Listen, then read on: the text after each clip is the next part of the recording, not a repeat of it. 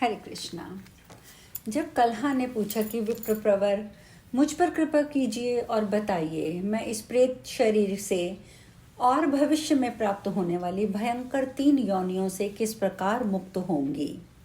नारद जी कहते हैं, कल्हा के ये वचन सुनकर द्विजश्रेष्ठ धर्मदत्त को उसके कर्मों के परिणाम का विचार करके बड़ा विस्मय और दुख हुआ। उसकी ग्लानि देखकर उनका हृदय करुणा से द्रवित हो उठा। वे बहुत देर तक सोच विचार कर खेद के साथ बोले। धर्मदत्त ने कहा, तीर्थ, दान, व्रत आदि शुभ साधनों के द्वारा पाप नष्ट होते हैं, किंतु तुम इस समय प्रेत के शरीर में स्थित हो, अतः इन शुभ कर्मों में तुम्हारा अधिकार नहीं है। तथापि तुम्हारी ग्लानि देखकर मेरे मन में बड़ा दुख हो रहा है। तुम दुखी ना हो, तुम्हारा उद्धार किए बिना मेरे चित्त को शांति नहीं मिलेगी। अतः मैंने जन्म से लेकर आज तक जो कार्तिक व्रत का अनुष्ठान किया है, उसका आधा पुण्य लेकर तुम उत्तम गति को प्राप्त हो। यों कहकर धर्मदत्त ने द्वादक्षर मंत्र का श्रवण कराते हुए तुलसी मिश्रित जल से ज्यों ही उसका अभिषेक किया, त्यों ही वह प्रेत शरीर से मुक्त होकर दिव्य रूप धारिणी देवी हो गई। धधकती हुई आग की ज्वाला के समान वह तेजस्विनी दिखाई देने लगी। लावण्य से तो वह ऐसी जान पड़ती थी मानो साक्षात लक्ष्मी हो। तदंतर उसने भूमि पर मस्तक टेक कर ब्राह्मण देवता को प्रणाम किया और आनंद विभोर हो गदगद वाणी में कहा, विश्रेष्ठ, आपकी कृपा से मैं नरक से छुटकारा पा गई। मैं पाप के समुद्र में डूब रही थी, आप मेरे लिए नौका के समान हो गए हैं। इस प्रकार कल्हा ने कहना आरंभ किया और वह विष्णु के समान रूप धारण करने वाले पार्षदों से युक्त उस विमान को देखने लगी जो उसी की तरफ आ रहा था। पास आने पर विमान के द्वार पर खड़े हुए पुण्यशील और सुशील नामक पार्षदों ने उस देवी को विमान पर चढ़ा लिया। उस समय उस विमान को देखकर धर्मदत्त को बड़ा विस्मय हुआ। उन्होंने श्री विष्णु रूपधारी पार्षदों का दर्शन करके उन्हें साक्षात प्रणाम किया। ब्राह्मण को प्रणाम करते देख पुण्यशील और सुशील ने उन्हें उठाया और उनकी प्रशंसा करते हुए धर्मयुक्त वचन कहे। दोनों पार्षद बोले, द्विजश्रेष्ठ, तुम्हें धन्यवाद है क्योंकि तुम सदा भगवान विष्णु की आराधना में संलग्न रहते हो। दीनों पर दया करने का तुम्हारा स्वभाव है। तुम धर्मात्मा और श्री विष्णु व्रत का अनुष्ठान करने वाले हो। तुमने बचपन से लेकर अब तक जो कल्याण में कार्तिक का व्रत किया है, उसके आधे का दान करके दूना पुण्य प्राप्त कर लिया है। तुम बड़े दयालु हो। तुम्हारे द्वारा दान किए हुए कार्तिक व्रत के अंगभूत तुलसी पूजन आदि शुभ कर्मों के फल से यह स्त्री आज भगवान विष्णु के समीप जा रही है। तुम भी इस शरीर का अंत होने पर अपनी दोनों पत्नियों के साथ भगवान विष्णु के वैकुंठ धाम में जाओगे और उन्हीं के समान रूप धारण करके सदा उनके समीप निवास करोगे। धर्मदत्त, जिन लोगों ने तुम्हारी ही भांति श्री विष्णु की भक्ति पूर्वक आराधना की है, वे धन्य और कृतकृत्य हैं तथा संसार में उन्हीं का जन्म लेना सार्थक है। जिन्होंने पूर्व काल में राजा उत्तानपाद के पुत्र ध्रुव को ध्रुव पद पर स्थापित किया था, उन श्री विष्णु की यदि भली भांति आराधना की जाए तो वे प्राणियों को क्या नहीं दे डालते। भगवान के नामों का स्मरण करने मात्र से देहधारी जीव सद्गति को प्राप्त हो जाते हैं।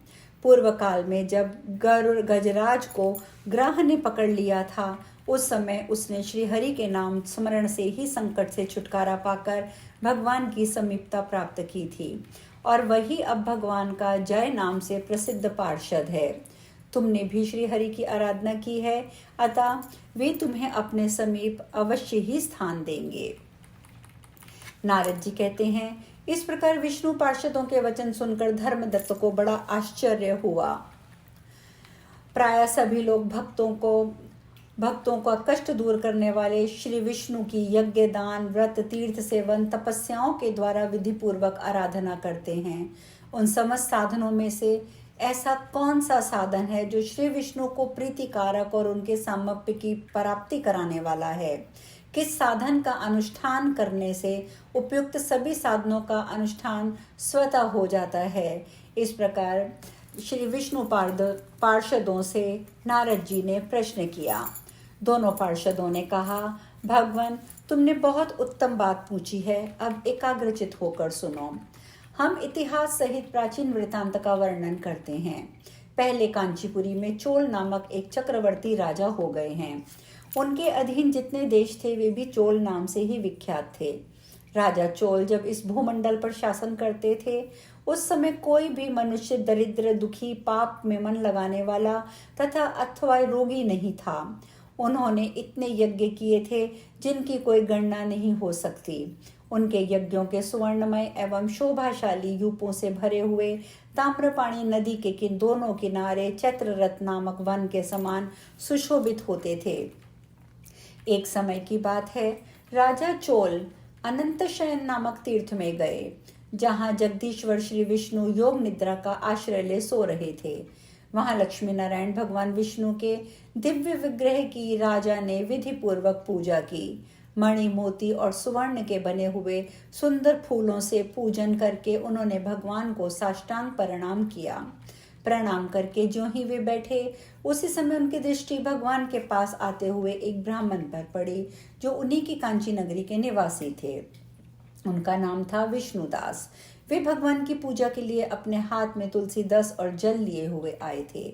निकट आने पर उन ब्रह्म ऋषि ने विष्णु सूक्त का पाठ करते हुए देव अधिदेव भगवान को स्नान कराया। तुलसी की मंजरी और पत्तों से उन्होंने विधिवत पूजा की। राजा चोल ने जो पहले रत्नों से भगवान की पूजा की थी वह सब तुलसी की पूजा से ढक गई।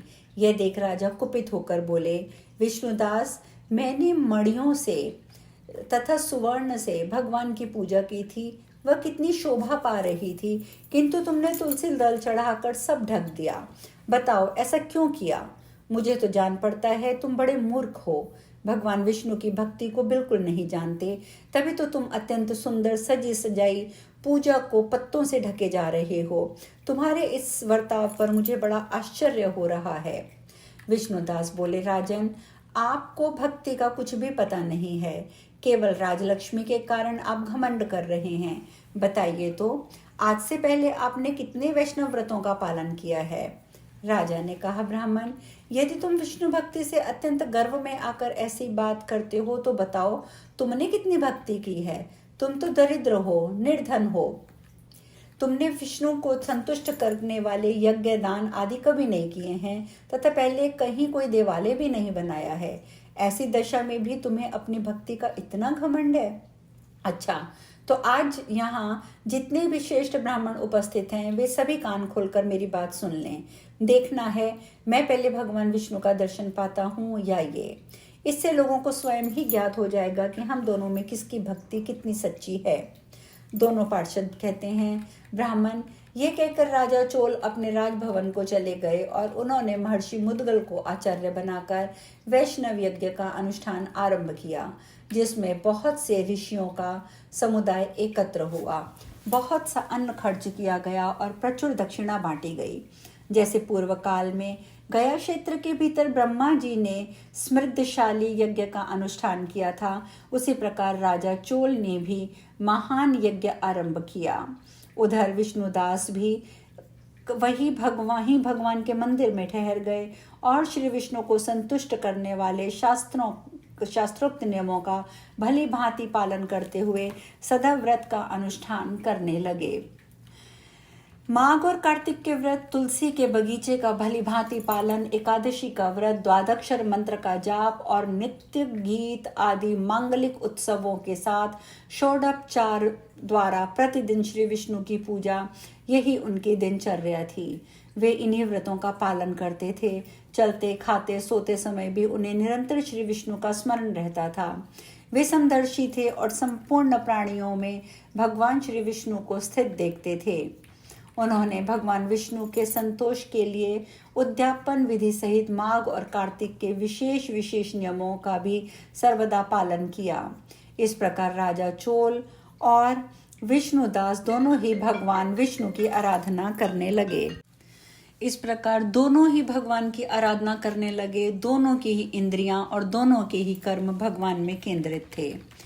एक दिन की बात है, विष्णुदास ने नित्य कर्म करने के पश्चात भोजन तैयार किया, किंतु उसे किसी ने चुरा लिया।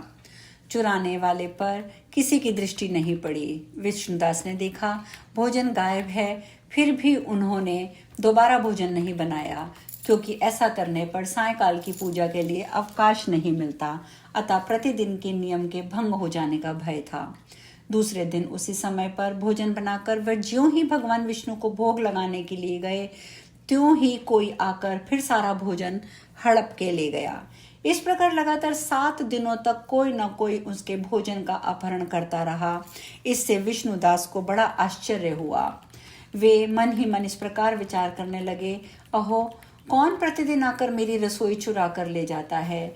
मैं क्षेत्र संन्यास ले चुका हूँ, अब किसी तरह इस स्थान का परित्याग नहीं कर सकता। यदि दोबारा बनाकर भोजन करूं तो सायंकाल की पूजा कैसे छोड़ दूं। कोई सा भी पाक बनाकर मैं तुरंत भोजन तो करूंगा ही नहीं, क्योंकि जब तक सारी सामग्री भगवान विष्णु को निवेदन न कर लूं, मैं तत्काल भोजन कर नहीं सकता। प्रतिदिन उपवास करने से मैं इस व्रत की समाप्ति तक जीवित कैसे रह सकता हूँ। अच्छा, आज मैं रसोई की भली भांति रक्षा करूंगा। अब हम कथा में आज यहीं विश्राम लेंगे। शेष कल। हरे कृष्णा।